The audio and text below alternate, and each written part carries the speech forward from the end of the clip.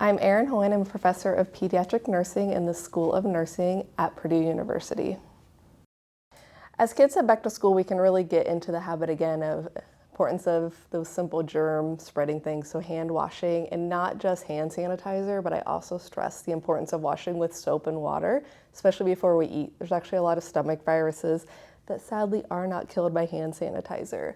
So, and then just cleaning those high-touch surfaces, so cleaning our desktops, light switches, door handles, getting back into that habit of things both in our home and at school.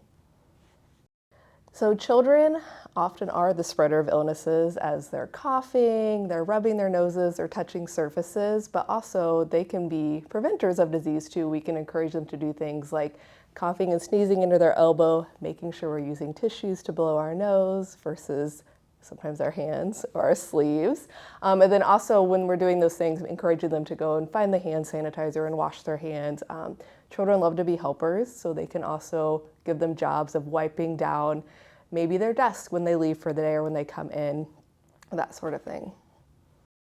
If people feel like they're becoming ill, for sure, if you are having fevers, those body aches and pains, of course, anything like the nasties, vomiting or diarrhea, staying home as much as possible, sort of isolating yourself. For things like the simple cold, while we may think of it as just a cold, we have to remember that some people, just a cold can make them very ill. So we can do things like going back to wearing masks if we are coughing a lot or having sore throat, that sort of thing, but just really listening to your body and making sure that you know it's better to sometimes play it safe than to get someone else ill.